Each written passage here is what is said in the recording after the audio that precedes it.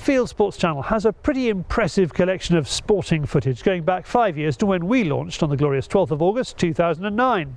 Well, there's another YouTube channel that has a collection of grouse shooting footage going back more than 90 years.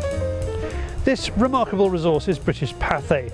It's a channel with more than 85,000 films stretching back to the 19th century and recording every aspect of British life. One of those aspects is grouse shooting. Its first film on this dates from 1922, this one, and shows a gun dog trial over grouse near Wrexham in North Wales. Before the First World War, Welsh grouse shooting compared favourably to Scottish. The red grouse all but died out in the hard winter of 1947, but thanks to careful keepering, nearly 100 years after this film was made, numbers are on their way up again.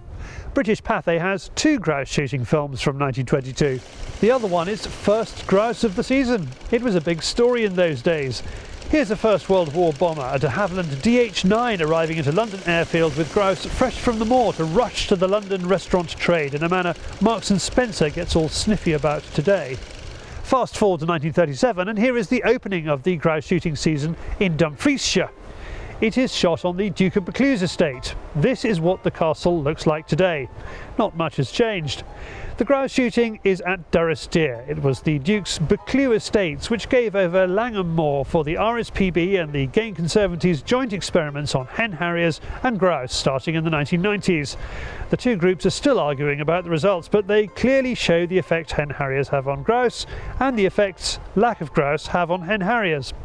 Back in the bad old 1930s, gamekeepers would have had a bottle of cyanide to deal with hen harriers. The hardliners in the RSPB are trying to persuade the world that this is still the case. After the Second World War, and here's grouse shooting as part of our diplomatic effort. This film, Lord Hume Takes Japs Shooting, dates from 1963. The then Foreign Secretary is entertaining the Japanese Foreign Secretary, who makes no concessions to shooting clothing, though his wife has apparently been shopping in Edinburgh. Despite the famously hard winter of 1962-1963, it was a good year for grouse numbers according to the National Game Bag Census, which shooters have run since 1793. Yes, 1793. In 1963, average grouse bags in Scotland were at their highest for 10 years and stayed high for the next 4 years. It was a good year for Lord Hume too. A couple of months later, he would be Prime Minister. Now to the 1970s, and at last, we're in colour. This is British Pathe's most popular grouse shooting film. Grouse shooting in Scotland shows a team of guns on a driven day. It's the end of the time when shooters were in charge of their destiny.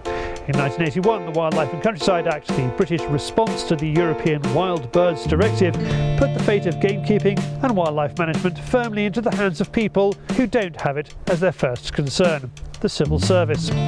There have been changes in grouse shooting in the last 95 years. Politicians and would-be politicians have used the sport over and over again to bash the establishment. But one thing remains the same, and it comes across wonderfully well in these YouTube films. You cannot beat the thrill of a driven grouse coming at you. That was one of ours. Visit youtube.com/British Pathe to see more of these wonderful films. And for the latest move in our long battle to regain control of shooting, we need the government to publish the Hen Harrier Recovery Plan. To sign the petition, please go to bit.ly/Hen Harrier.